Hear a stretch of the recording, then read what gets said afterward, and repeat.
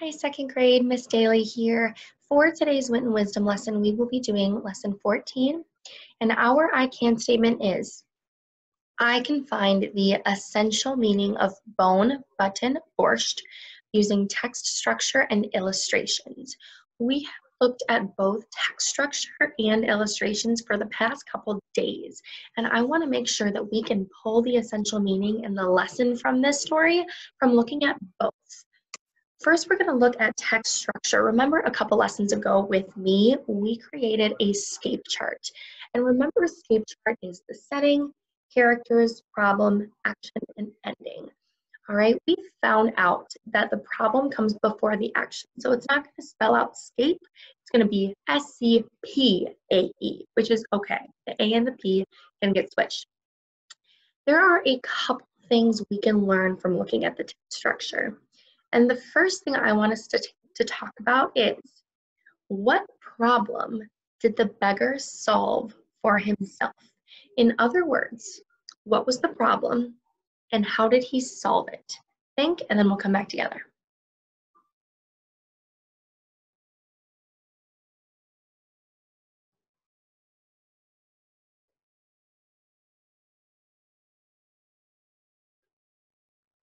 All right. Some of you may have used the chart itself. We know the problem is that no one in town is giving the beggar food. The beggar is going from house to house to house in this town, and no one's giving him any food, right? We know that's the problem.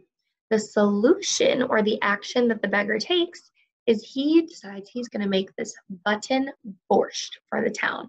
But in order to get it, he has to have all of the townspeople give him their food without them realizing it.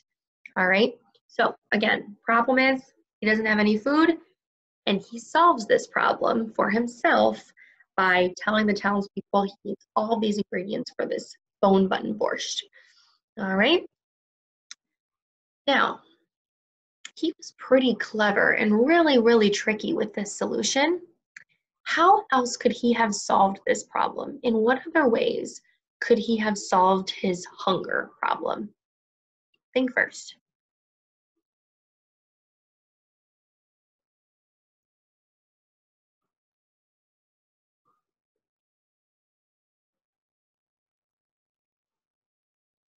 All right, if you need more time to think, go ahead and pause. See if yours matches mine. He could have solved this problem by either stealing the food. Oh, we know stealing is not the way to go. He could have stolen the food. Another thing he could have done is just walked to a different town and maybe asked those people for some food. Something else he could have done is proactive. He could have just gone into the woods, looked for some food there, but instead he was being really clever and he thought, I bet there's another way to get these townspeople to give me their food. Now, what can we learn from how he solved this problem? He had a ton of ways that he could have solved it, by maybe stealing or going into the woods, maybe trying a different town, but instead he was pretty clever. And he went to the townspeople and he told them, I need all of these ingredients for this soup that we're all going to have together. What ingredients do you have? What can we learn from how he solved this problem?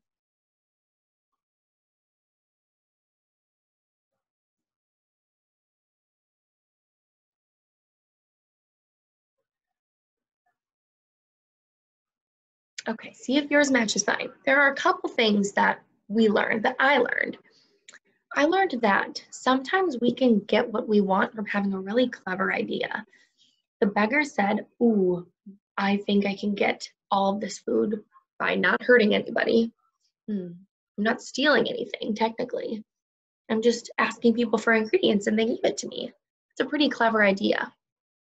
Another thing he did was he got these townspeople really interested. He said, I bet these townspeople will want to try some of my borscht. And he got them so interested that the townspeople wanted to help. That's pretty clever too.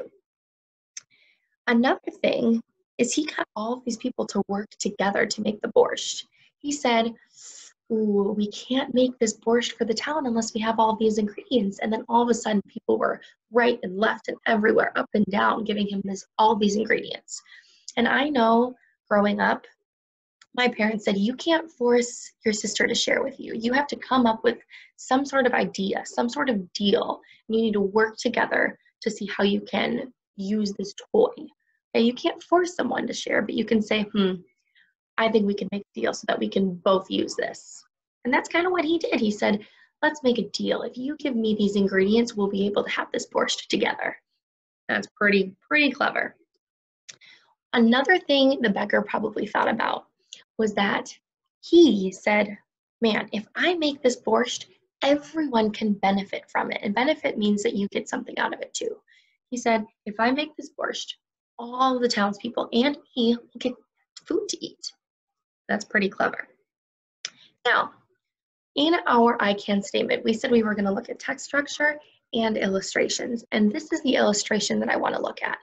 Ms. Jones went a little in depth with what illustrations we're looking at to kind of pull the essential meaning. This picture over here is from the beginning of the text. What do you notice about the beginning of the text and what the town looked like?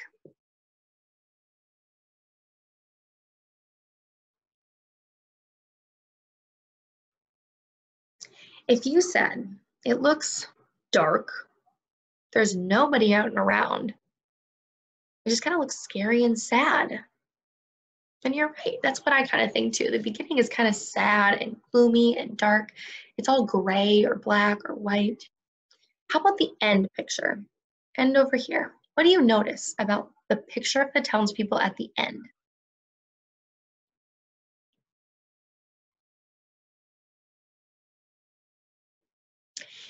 If you said, it's colorful. If you said, well, the townspeople are eating together and they're playing and they're talking and it's just beautiful, vibrant colors, that's what I was thinking too. How is the community or the town different because of the beggar's visit? We know at the end the beggar had visited, he made this huge change. How did the community change because of the beggar's visit?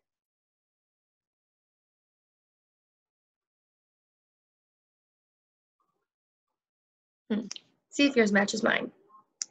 I think the community is different because the beggar brought everybody together. He got everybody to share. Think about a time where you shared with your friend and how good it felt to share with somebody. Or maybe thinking, man, this friend could use this more than I could. I'm going to share. The townspeople probably felt really good, and so did the beggar. He got everyone to come together. Look at all the beautiful colors in the end. Man, it changed a ton. Now, our I can statement was all about finding the essential meaning. And we know that the essential meaning is a big, broad word for saying, what did you learn? All right, so I'm going to give you about 15 seconds to really think, what lessons have you learned from Bone Butt and Borscht? What is the essential meaning?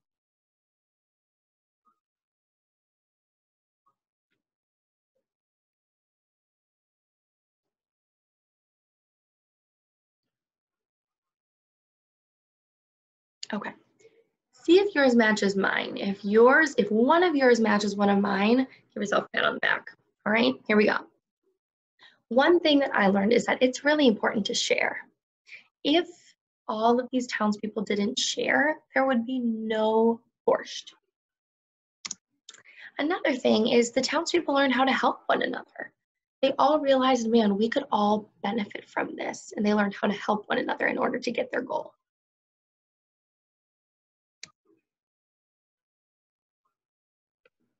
The last thing I learned is that the townspeople learned how to work together.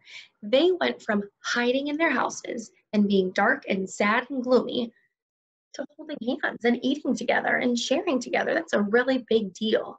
And in second grade, I know it can be really hard to try to work together and come up with a common goal because you can only see what your goal is. But man, think of all the really amazing things that can happen when we learn to share and work together. All right. Now, the last thing I'm going to tell you is our secret word. Our secret word from this lesson, our secret word is beggar. Okay, I'll say it one more time. Beggar. Because the main character in this book is a beggar. All right, that is your secret word. Go to your Google form, make sure you complete your assignment. All you'll need is that secret word to make sure that you watched this video and that you learned a couple different lessons from Bone Button Borscht. All right, thank you, second grade. I will see you in our next video. Bye.